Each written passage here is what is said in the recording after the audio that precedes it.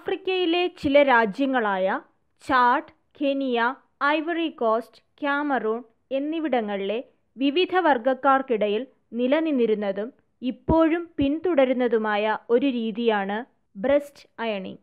കൗമാരക്കാരായ പെൺകുട്ടികളിൽ സ്തനവളർച്ച തടയാനായി മാറിടത്തിൽ ചുട്ട കല്ല് വയ്ക്കുന്ന അത്യന്തം വേദനാജനകമായ ഒരു രീതിയാണിത്. സ്തനവളർച്ച തടയാനായി പെൺകുട്ടികളുടെ അമ്മമാരും അടുത്ത ബന്ധുക്കളുമാണ് ഇത് ചെയ്യുന്നത്. കരിങ്കല്ല് ചൂടാക്കി സ്തനങ്ങളിൽ വയ്ക്കുമ്പോൾ അവിടുത്തെ കോശങ്ങൾ നശിക്കുകയോ കോശവളർച്ച മുരടിക്കുകയോ ചെയ്യുന്നു.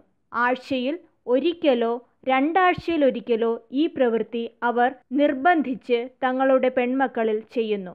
കുഞ്ഞുങ്ങൾ ബലാത്സംഗത്തിന് ഇരയാകുന്നത് തടയുന്നതിനും നേരത്തെയുള്ള വിവാഹം ഒഴിവാക്കാനും വിദ്യാഭ്യാസം പൂർത്തിയാക്കാനും ആൺനോട്ടത്തിൽ നിന്ന് പെൺകുട്ടികളെ മാറ്റി നിർത്താനുമൊക്കെയാണ് ഇവർ ഇങ്ങനെ ചെയ്യുന്നത്. എന്നാൽ ഏറ്റവും ഞെട്ടിക്കുന്ന വാർത്ത ഈ രീതികൾ യൂറോപ്പിലേക്കും വ്യാപിക്കുന്നു എന്നതാണ്.